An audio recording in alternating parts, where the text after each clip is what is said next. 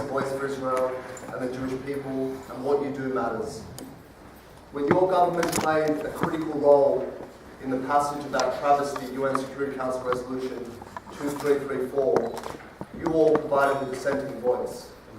When Lord decided to cancel her gig in Tel Aviv, and in doing so handed a huge propaganda victory to the racist BDS campaign, you were there to set the record straight. And when local riders sought to deny the Polish role of collaborating in the massacres of 3 million of their Jewish neighbours, you were there to defend our history and protect the memories of our sacred dead. And for that you should be immensely proud. To continue to defend the human rights and the national rights of our people, it is essential that we have strong and assured voices backed by well-resourced organisations. And I can tell you there is no organisation more worthy of support than the Zionist Federation, which is a leader in Israel advocacy and Holocaust commemoration and in instilling Jewish values and Zionism in our youth.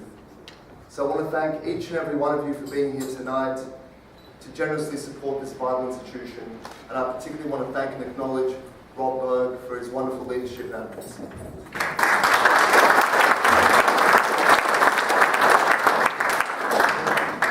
My book is titled The Anti-Israel Agenda Inside the Political War of the Jewish State, and it brings together some of the finest minds devoted to the Arab-Israeli conflict to shine a light on how the institutions of various moral and political influence have been appropriated and turned for what is a destructive and illegitimate purpose. This book, for the very first time, explores the full depth and breadth in the latest phase on the war in Israel, which seeks to do through political means what war and terror could not, which is to isolate and cripple the state until it can no longer defend its interests or its people. In the 2.5 years that I worked on this book, the question that I fielded more than any other was why? Why, when you have a demanding full-time job and 2 infant children, why did you feel compelled to do this? And it's a perfectly obvious and a legitimate question, but in seeking to answer it, I can think only of a man by the name of Philippe Petit. Philippe Petit crossed between the Twin Towers in New York on a high wire, 400 meters above the ground. And when he completed this extraordinary feat, he was promptly arrested by NYPD, bundled into a police car, and a horde of journalists gathered each thrusting their mics into his face, demanding to know the same thing: why? Why did you do it? And he said, why? There is no why. For Philippe Petit, it was simply something he had to do.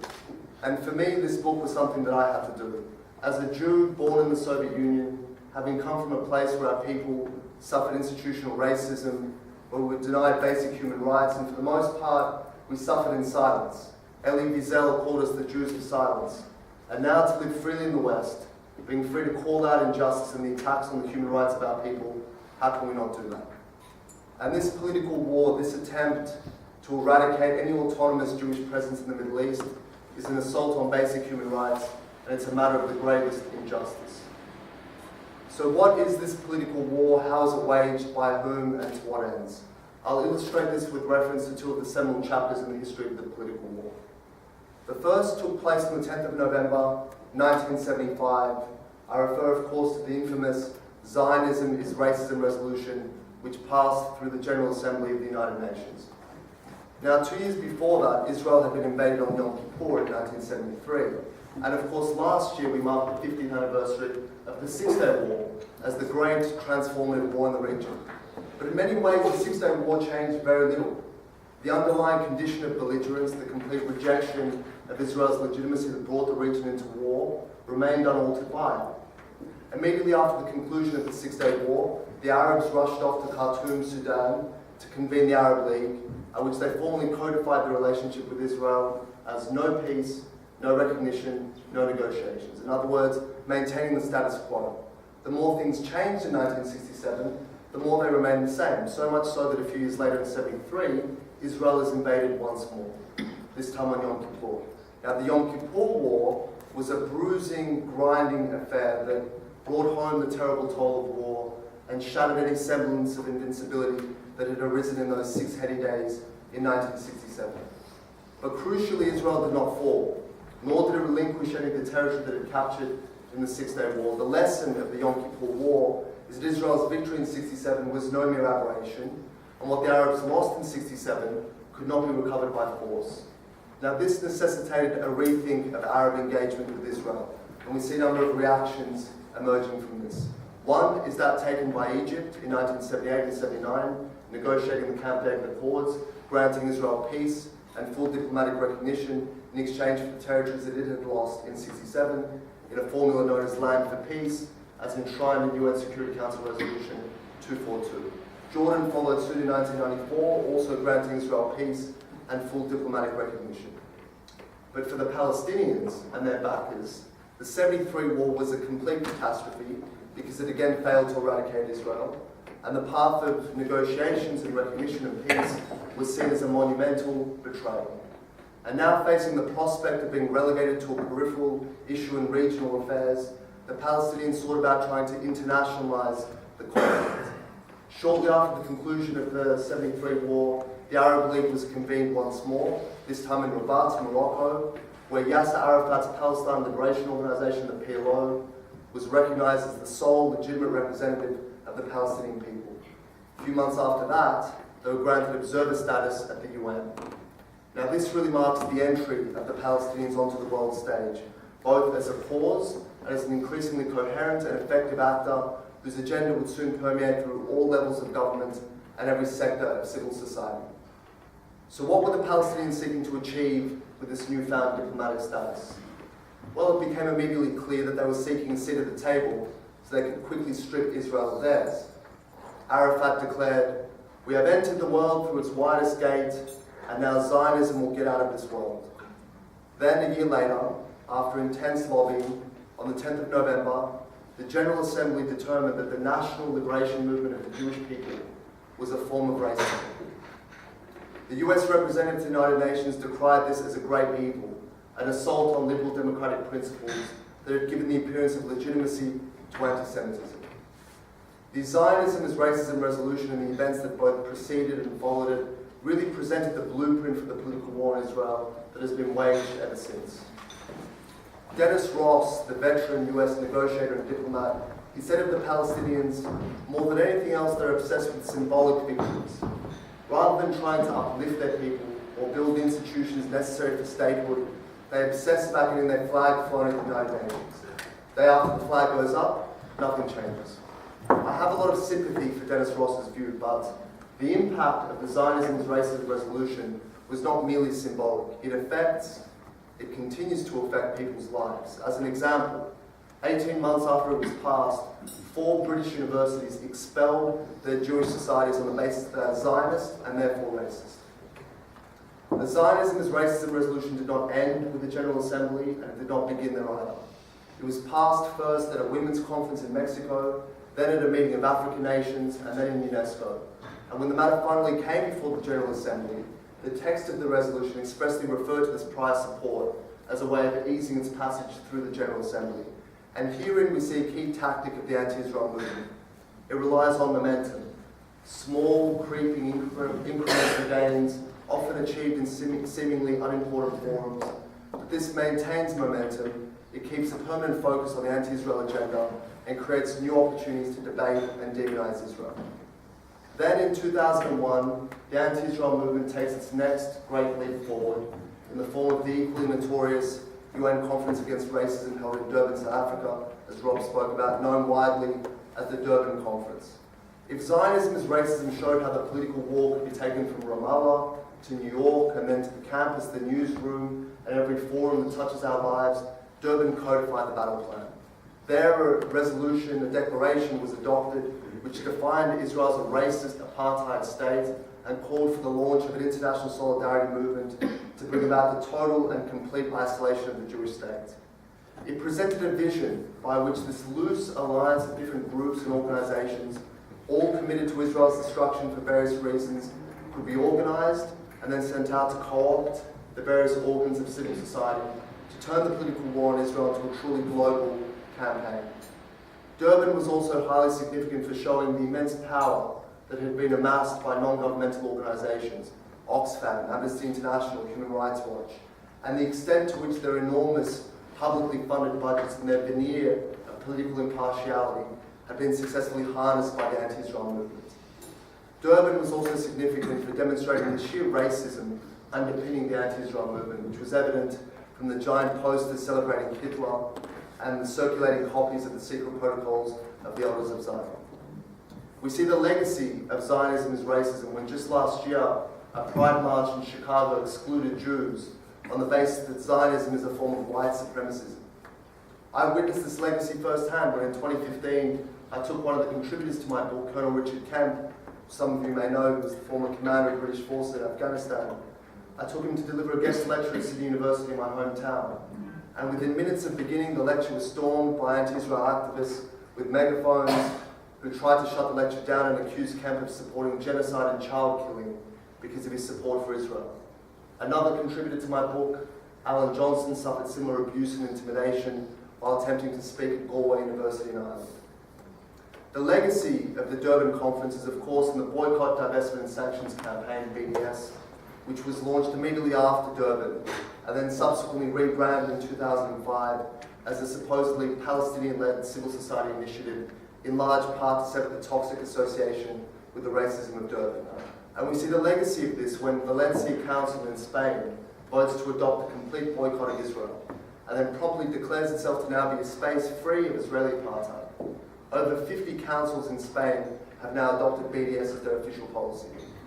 We see the legacy of this when Norway's largest trade union, with over 1 million members, votes to adopt a complete boycott of Israel.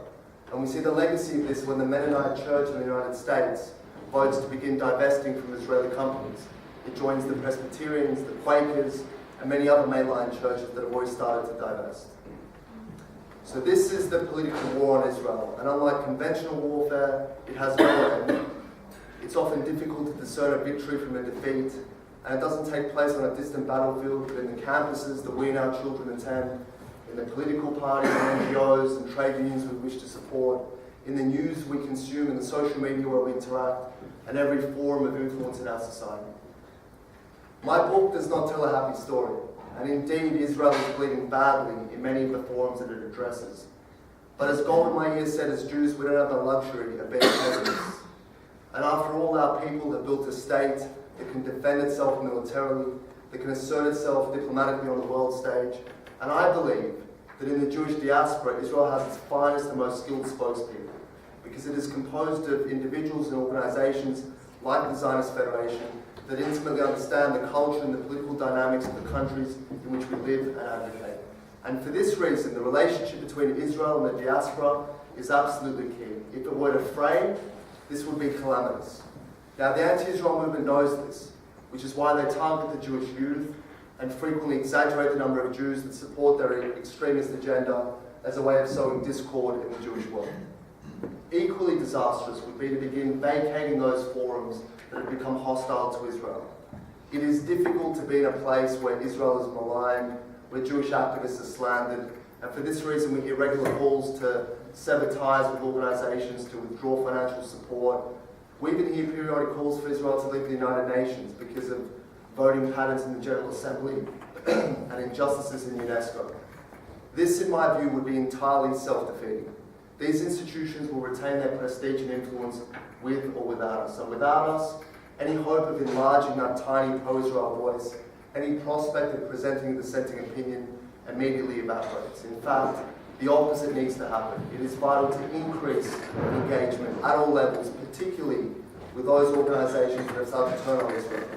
At youth and grassroots level, financial support, formal ties and dialogues. If you don't like an organization's position on Israel, join it in the largest numbers possible, build support and change it, because real change can only come from within. My friends, I want to thank you again for being here, for supporting my work and supporting the invaluable work of the Zionist Federation. It is my belief that the acceptance of the Jew as equal will not be complete until the Jewish state is treated as equal among the nations. And it is my hope that this book, by shining a light on this destructive and illegitimate war, will go some small way to finally securing the rights of our people to live freely and securely in our own land. Thank you very much.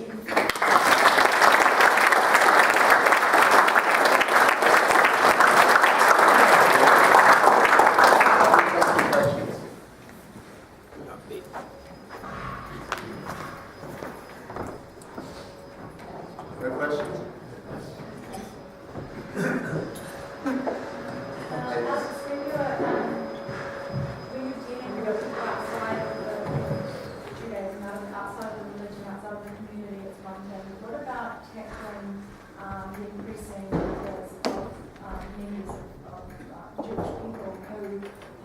move towards the people who are being drawn into the narrative, the anti-Israel narrative.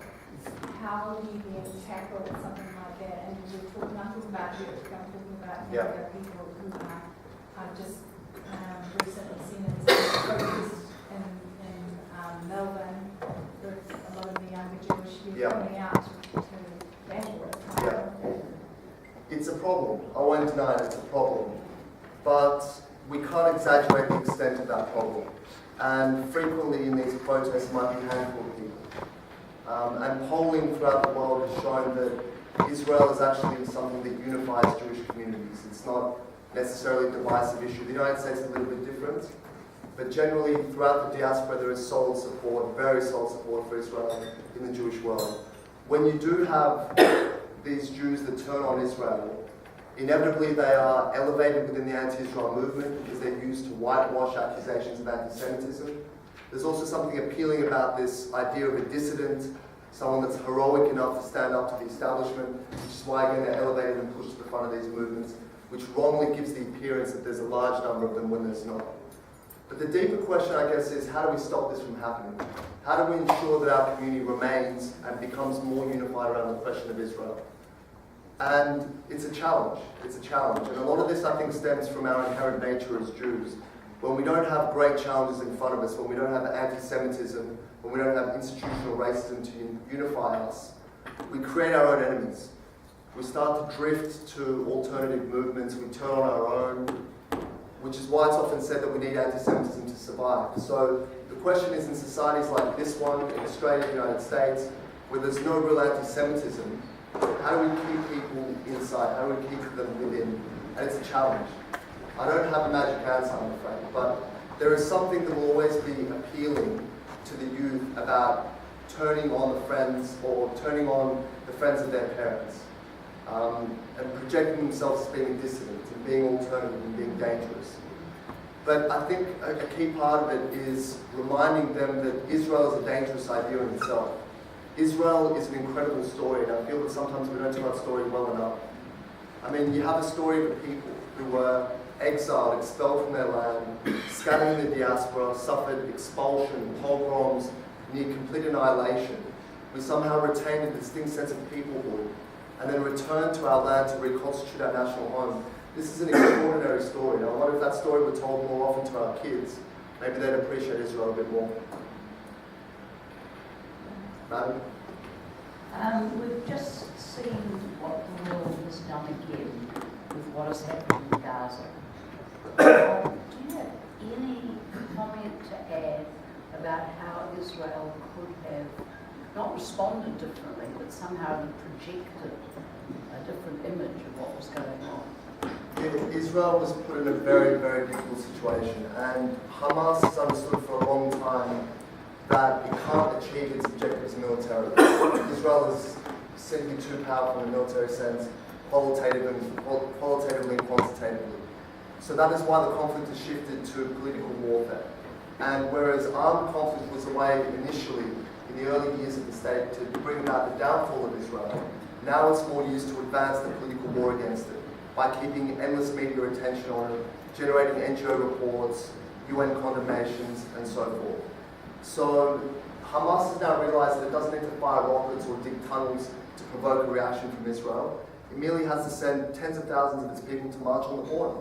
And Israel is put in that impossible position where it has to defend its border, as any country would. And yet, if it responds, it looks as though it's firing unarmed civilians. So what could Israel have done differently? I would argue nothing. This was a very difficult situation it was put in.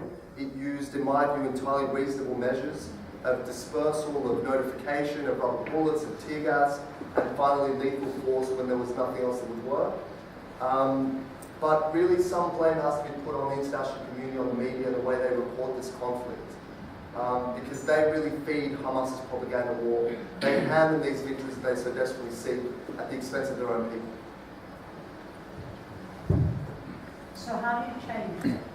Because, I mean, sorry, I've been hearing this for 20, 30 years, but they are so good at publicity. It befuddles me that the greatest brains cannot think of different ways that we can project Israel's position on that. There's something appealing about the Palestinian narrative of victimhood. And once people are set in that view of the conflict, once the media accepts that uncritically as they frequently do, then any contradicting information will just be dismissed as being irrelevant. So it has been shown that the vast majority of those killed were Hamas operatives. We know this. It's an irrefutable fact. It was admitted by Hamas itself. But that still hasn't changed the narrative or the reporting. These were unarmed civilian protesters. But all we can do is repeat. All we can do is speak our truth, use our platforms, our mediums. Social media is extremely effective in this. We're behind our opponents in the use of it, but I believe we're catching up. And we have to keep showing people the truth. Whether it's journalist missions going to the Middle East to see for themselves, whether it's sending politicians over, using our Christian allies to be spokespeople for us. We have to do this. It's not easy. It's going to take a long process just to maintain the status quo, but we have to keep fighting. So. While you paint a fairly bleak picture of Israel's international relations, Yeah. do you not see any cause for optimism in the improvement in some areas like South America, like Saudi Arabia, and so on? I do. I'm a great optimist, and things are generally quite bleak, and I think the Gaza war, or this latest escalation, brought that to the surface, but you're absolutely correct, there are a lot of very good things happening. So the BDS movement and the anti-Israel campaign broadly likes to project Israel as a pariah, as being isolated and cut off from the world, but nothing could be more the case. So Israel is developing very extensive ties in South America, in the developing world, in parts of Asia, in parts of Africa. As you alluded to, it's developing clandestine ties with many of the Gulf states, which now see Israel as an ally in the common fight against Iran. So there are good things happening. And in many of the forums that I spoke about, there are good things happening as well. The United Nations is another place where, when I started writing this book, it was the most bleak of forums possible. So there was no good news coming out of the UN. You had the Goldstone report in 2009, which accused Israel of war crimes. You have endless resolutions, standing agenda items. But in the last few years, you've had Nikki Haley, the US ambassador, who's absolutely brilliant, and she shows the effect of speaking truth repeatedly and fearlessly and the impact that can have. The Secretary General Guterres is a good man who's denounced anti-Zionism as a new form of anti-Semitism. So things can gradually change, and this is why I go back to my earlier point about the importance of staying in these forums. No matter how bad it seems, no matter how outnumbered we may appear, you have to keep fighting, you have to keep speaking, you have to keep slowly building support because things change. A lot of New Zealanders listen to Al Jazeera on television, and they take that as the truth. Yeah. How do we counter that? Well, with Al Jazeera, I can tell you they just shouldn't be beamed into New Zealand homes or Australian homes. And we have this issue back home as well, where our national broadcaster, the ABC, because of laziness more than any sinister motives, they syndicate a lot of the Al Jazeera material. So several hours a day of their television and their radio is taken direct from Al Jazeera. And Al Jazeera, the problem with Al Jazeera is that it projects this veneer of objectivity, of credibility. It has journalists. Sorry? Fake news. It is fake news, but it's harder to combat because it's got journalists who are formerly at BBC, CNN, good credible journalists, and a lot of their reporting is perfectly fine across a lot of issues. On Israel, their reporting is atrocious. So the question is, why are national broadcasters syndicating the content of Qatari-owned state TV? It's madness. And if you have the same issue here, I urge you to use politicians to take up the issue in the parliament, to raise this as an issue through advocacy and lobbying. It's an important issue because the information people consume conditions the mind and it conditions them against Israel. Given that the UN has a strong anti-Israel bias, Yeah. and the New Zealand government has not been critical of that, how do we get the New Zealand government to be more like the Australian government and take a more balanced view on it? The Australian government is right now perhaps the most supportive outside of the US of Israel. It hasn't always been the case. We've had a lot of very good friends, John Howard, Tony Abbott, Julia Gillard. It's been bipartisan. But in the 1970s, we had a Labour Prime Minister, Gough Whitlam, who pursued a policy of what he called even-handedness, which means tilting towards the Arab position. And how did we overcome this? We worked very, very hard. We organised as a community. We focused on the next generation of political leaders on campuses, staffers in political parties, in the trade unions, cultivating relationships, sending people to Israel to show them the truth. There's no simple answer to this. The only way to have a government that's understanding of your position is to show them that position over and over again. You're a small community, electorally you're insignificant. That's why you have to build alliances with different communities as well. That's very important. And you have to be organised, you have to be loud, you have to be cohesive, and you have to work very, very hard in cultivating these relationships. There's no other way. Yeah. What do you think of Trump's real sort of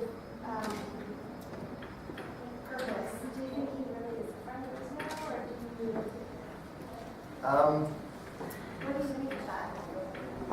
I've spoken to people who are very close to Donald Trump and very close to the White House, and their view is that peace between Israel and the Palestinians is not possible because of Palestinian transience. That's their view, and that what they intend to do is, in the period in which they're in the White House, whether that's another 3 years or another 5 years, to basically create the best conditions for Israel possible, knowing that the future US administration will not be nearly as favorable, perhaps far worse even than the Obama administration.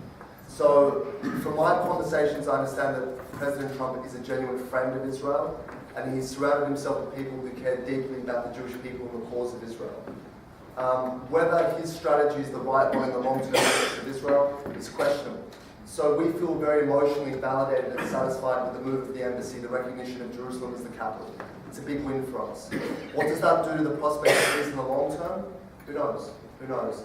But I think we can say that those of us who support Israel have a friend in the White House who won't do the sorts of things that Barack Obama did in the end of his presidency.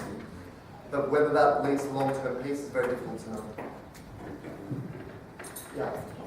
Could you speak a little about the way in which the Soviet Union adopted the Palestinian cause as its own and has to a very large degree determined the agenda and the language that we are currently exposed to? That's an excellent point. So a lot of people wonder what is the genesis of the far left's hatred of Israel.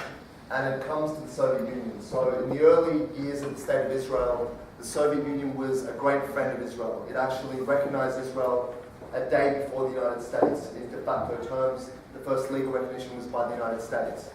And in the General Assembly, it was the Soviet Foreign Minister Gromyko who spoke in the most heartfelt and fond terms about the right of Israel to exist, about the legitimacy of the creation of a Jewish state, the right of the Jews to have a homeland. And they initially thought this would be a dependable ally for the Soviet Union in the region. And Israel, of course, was the only country in the world founded as a socialist state. It was founded on the kibbutz. But then by the 1950s and 60s, the Soviet Union understood that this would not be the dependable ally that it had hoped. The turning point was the Suez Crisis in '56, Six-Day War again, and then you had this shift or this backslide into traditional anti-Semitism, which is a very easy mode for the Soviet Union to adopt.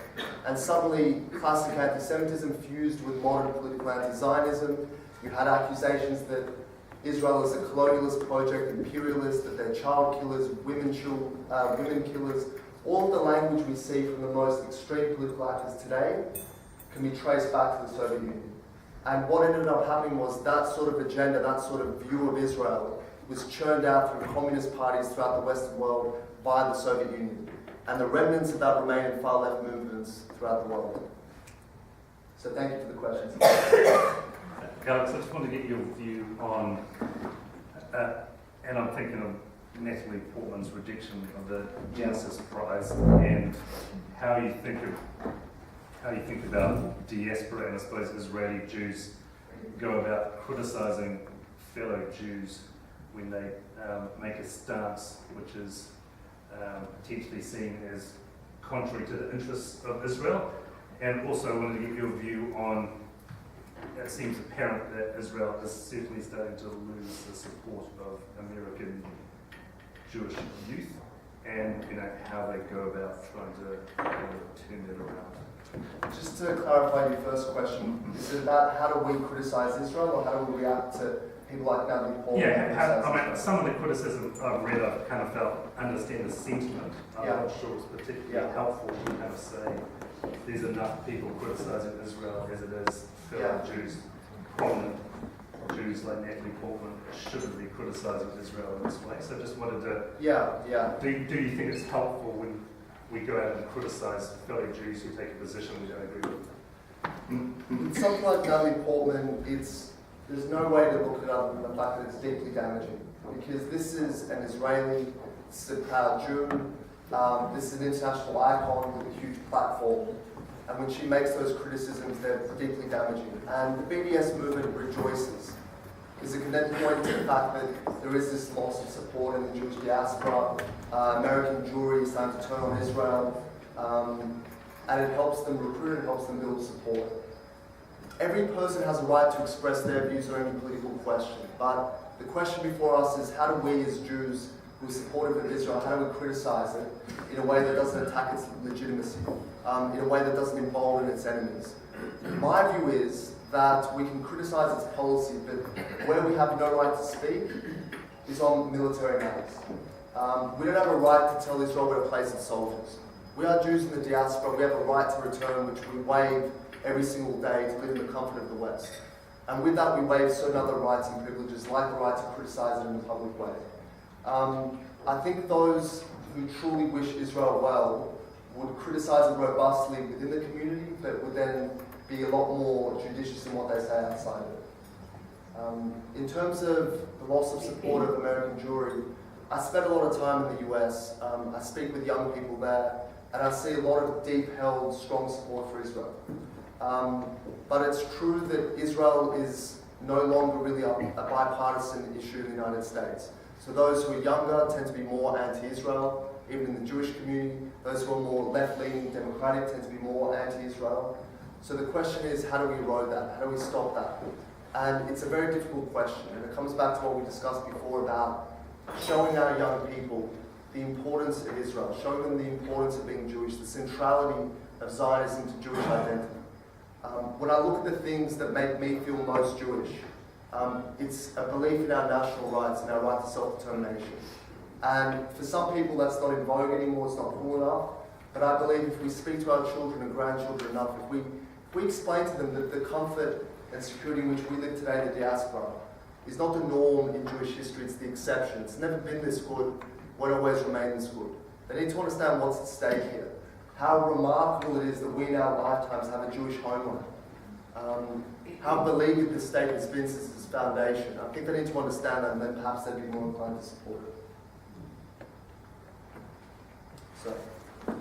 I wonder if the military strength of Israel has changed the philosophy of the country so that they look at problems militarily because that's where their strength is, and they win the battle, but they lose the political war. Yeah, I mean, the first obligation of the state is to defend its citizens, and therefore it has to think militarily. But at the same time, I agree with your sentiment. A lot of what Israel does, a lot of what its politicians do, actually undermines it politically, and then in a way ultimately militarily as well. And the problem with that is that they say all politics is local and domestic, and when you see Israeli politicians on CNN and BBC, they say things which might play well to domestic electorates in election seasons, but they do nothing for Israel's brand and image abroad. So that, I think, is part of the problem. And that's why, again, I believe that it's the role of the diaspora to be the advocates for Israel. I'm not saying that the state of Israel and its diplomatic corps needs to abrogate itself of its duties in diplomacy, not at all. But we in the diaspora, we understand the language, the culture, the political dynamics of the countries in which we live and advocate. I believe we make for the most effective advocates. Let Israel look after the physical security of the state. Let us be its ambassadors in the West. What are the implications for Jews worldwide in terms of the fact that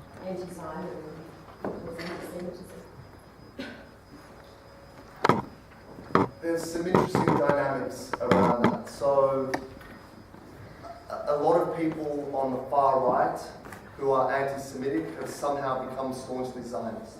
And a lot of those on the left who would view themselves as being friendly to the Jewish people, not possessing a racist bone in their bodies, have become anti-Zionist. Zionism ultimately is a key plank of Jewish identity. And anti-Semitism has always attached itself to the dominant symbols of Jewish self-identification. So it's our faith, it's our synagogue, it's our community, it's our nation state. It's logical that anti-Semites today will take comfort in the anti-Zionist movement. This needs to be exposed and uncovered. But it needs to be done in a smart and a judicious way. So we mustn't cry anti-Semitism. We have to explain why Zionism is central to Jewish identity, why the unreasonable, disproportionate criticism of Israel is actually something far more sinister than political comment. So we need to make the case better, I believe, about why anti-Zionism is anti-Semitism. So. It seems to be there's a new area to attack Israel around culture and art. Yeah. We had the cancellation of laws. Yeah. And now recently the soccer game, Argentina not coming to